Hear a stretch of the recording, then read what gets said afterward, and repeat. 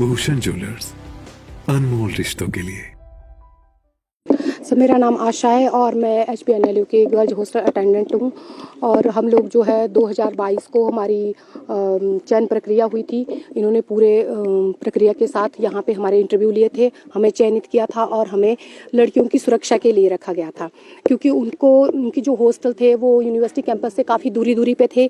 तो हम लोगों को उसमें तैनात किया गया। सुबह 7 बजे से रात के 7 बजे तक की ड्यूटी दी गई हमें, और हमें मतलब ये बोला गया कि 12 घंटे आपने लड़कियों के साथ ही रहना है, उनकी सुरक्षा को देखना है। तो उनको जैसे हॉस्पिटल जाना होता था, उनको हॉस्पिटल लेके जाना, कोई भी बीमार हो जाता था, उनकी हर चीज़ को हम देखते थे। लेकिन इन्होंने क्या किया कि हमें मतलब पहले तो हमें 8 लोगों को, 8 महिलाओं को हमें पहले रिक्रूटमेंट किया। फिर उसके बाद इन्होंने 6 महीने बाद इन्होंने बोला कि हमें बहुत ज़्यादा ज़रूरत है आप लोगों की, तो इन्होंने फिर से तीन पोस्टें निकाली। ठीक है, फिर इन्होंने 3 पोस्टें निकालने के बाद इन्होंने फिर इनको 6 महीने रखा और 6 महीने के बाद इन लोगों को निकाल दिया, ये बोल के कि अभी आपकी ज़रूरत नहीं है, आप घर चले जाओ।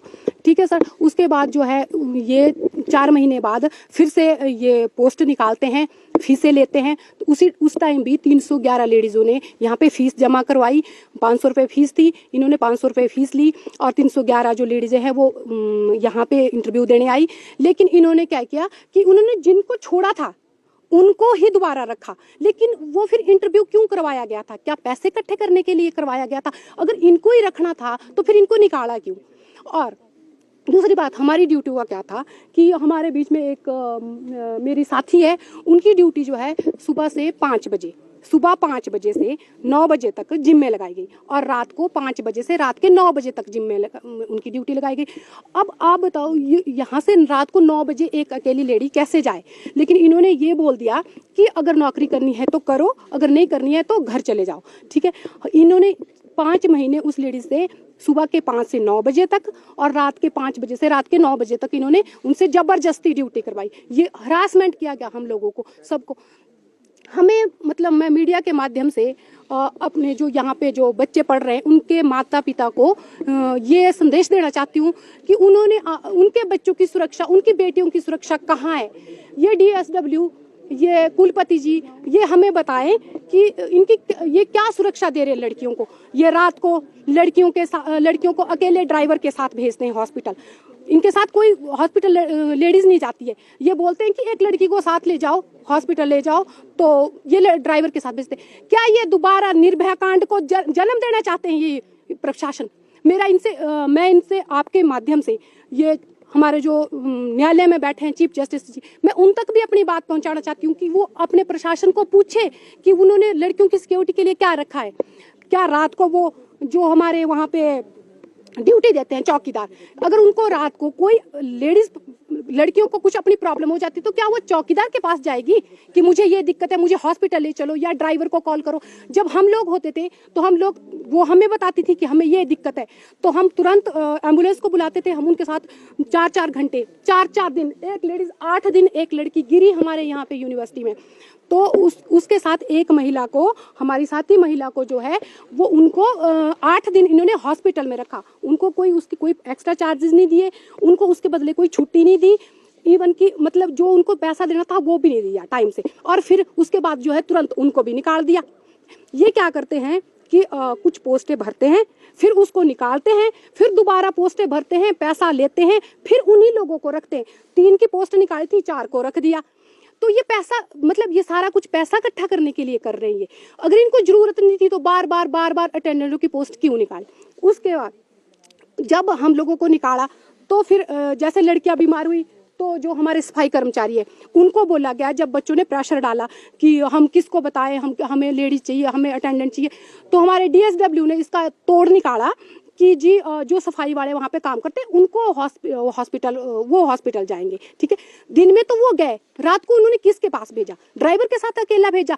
तो मैं जो भी हमारे जो यहाँ पे बच्चे पढ़ रहे हैं, जो लड़कियां पढ़ रही हैं, मैं उनके माँ बाप को ये संदेश देना चाहती हूँ कि उनकी लड़कियां कहाँ सुरक्षित है। वो 3 लाख रुपए फीस पे कर रहे हैं इस लॉ यूनिवर्सिटी को, लेकिन उनकी लड़कियां यहाँ कोई सुरक्षित नहीं है। यूनिवर्सिटी का कैंपस, यहाँ से जो ये कैंपस है और यहाँ से हमारे हॉस्टल कम से कम 1.5 या 2 किलोमीटर की दूरी पे है। तो लड़कियों को एक टाइम दिया जाता है कि 8 बजे तक आप गेट के अंदर होने चाहिए। ठीक है, वहाँ पे कोई फैसिलिटी नहीं है, खाने की नहीं है, बच्चों को हॉस्टल में अच्छा खाना नहीं है, तो वहाँ पे कोई फैसिलिटी नहीं है, उसके लिए इनके पास पैसा नहीं है। ठीक है, अब जब हमारी बारी आई, हमें निकाल दिया। उसके बाद ये सफाई वाले थे, ये जाते थे, अब तो इनको भी निकाल दिया। अब इनके ये बताएं कि लड़कियों की सुरक्षा कैसे करेंगे, किसको रखेंगे? अब ऐसा तो नहीं होगा कि हमें निकाल दिया, किसी और को रखेंगे तो वो सुरक्षा करेंगे, ऐसा तो देखो हम होने नहीं देंगे। इसके लिए चाहे मुझे मरना ही क्यों ना पड़े यहाँ। अगर इन्होंने मेरे जीते जी, अगर मेरे रहते हुए इन्होंने, चाहे ये आउटसोर्स पे भरे, चाहे ये किसी को भी भरे, लेकिन हम बिल्कुल इनको यहाँ आने नहीं देंगे, चाहे इसके लिए मुझे मरना क्यों ना पड़े। क्योंकि हमने अपने बच्चों को ना सर ताला लगा के रखा है घर में। जब होली दिवाली जो भी कुछ होता था, हमें ये बोला जाता था कि आपको लड़कियों की सुरक्षा के लिए रखा है। चाहे लड़कियां भी नहीं होती थी हॉस्टल में, तब भी हमें बोला जाता हॉस्टल में रहना पड़ेगा, क्योंकि तब भी हम हॉस्टल में रहते थे। हमने दिवाली को रजिस्ट्रार सर को बोला कि सर हॉस्टल में लड़कियां नहीं, हमें भी छुट्टी दे दो सबको, मेरे बच्चे हॉस्टल में पढ़ते हैं। तो वो भी घर आए हुए थे, तो उनको भी ऐसा मन कर रहा था कि मेरी मम्मी तो ड्यूटी जा रही है।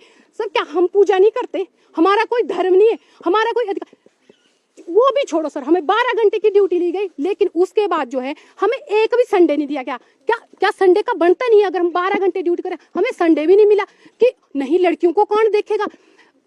अब मैं ये यूनिवर्सिटी जो प्रशासन है, जो बीसी मैम है और जो ये अपने रजिस्ट्रार है, मैं इनसे पूछना चाहती हूँ कि अब जो है लड़कियों की सुरक्षा कौन देख रहा है?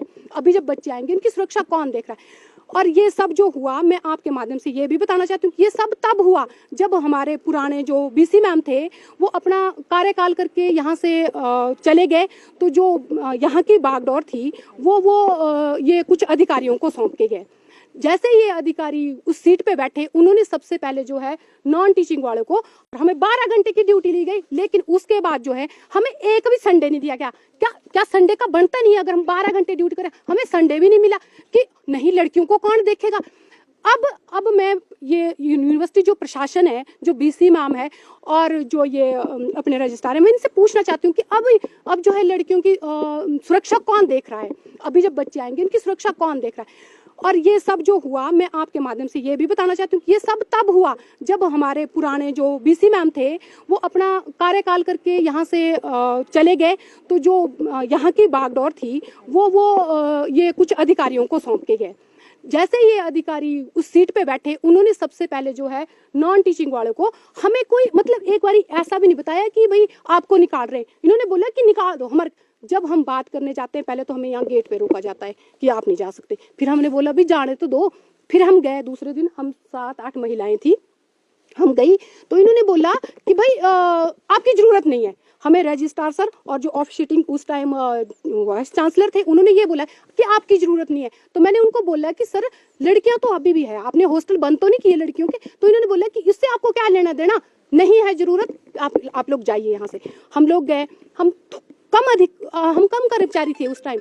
तो हम लोग जो है वो उस टाइम जब हम वहां पे गए तो उसके बाद हम न्यायालय में गए, ठीक है। तो जब न्यायालय में गए तो हमने न्यायालय में अपनी बात रखी। उसके बाद हम सीएम सर के पास गए, हम टिक्का साहब के पास गए, हमने हर तरफ अपनी बात रखी। लेकिन हमें ये तो बोलते कि हम तो सरकार को तो हम मानते ही नहीं है। और ये इन्होंने हमें खुद बोला है कि क्या करेगी लेडीजें, लॉ भी हमारा है, हम ही लॉ को पढ़ाते हैं, हम ही जज को बनाते हैं। ये इन्होंने खुद बोला है। ये अगर कोई बात करना चाहे अधिकारी आ जाए, हम उनसे बात करने के लिए तैयार है, क्योंकि उन्होंने हमें ये बात खुद बोली है कि हम ही लॉ को पढ़ाते हैं।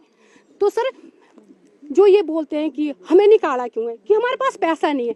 तो पैसा क्या सिर्फ क्लास 4 एम्प्लॉयज के लिए नहीं था इनके पास? अपने अगर सैलरी रुकती है, अगर इनके पास फंड नहीं होता तो सबकी रुकती है ना। ये इनकी भी तो रोकेंगे कि हमारी रोकेंगे सैलरी। और हमें सब, ये देखो हमारे पंकज भाई है जो ये प्लम्बर है, तो इनको तो मतलब 6 साल हो गए, ठीक है। जब से ये यूनिवर्सिटी बनी भी नहीं थी, मतलब तब से ये काम कर रहे थे यहाँ पे। पूरा जो हॉस्टल बना है अभी गर्ल्स हॉस्टल, वहाँ पे इन्होंने उसका सारा काम हमारे, क्योंकि हम ड्यूटी देते थे, हम इनको रात को भी कॉल करते थे कि सर फ्लश बंद हो गई है, कि सर यहाँ से पानी नहीं आ रहा है। तो हम इनको रात को 12-12 बजे भी कॉल करते थे, क्योंकि लड़कियां हमें बोलती थी कि हमें तो फैसिलिटी चाहिए। तो सर इन्होंने बहुत काम किया है। और इनको भी 6 साल बाद इनको जो ये बोला गया कि आप जाइए, हमें आपकी जरूरत नहीं है। एक इकलौता प्लम्बर है इस लॉ यूनिवर्सिटी में। तो आप बताओ सर कि ये बिना प्लम्बर के ये यूनिवर्सिटी चला देंगे? तो अभी दूसरा बाद में आया, ठीक है सर।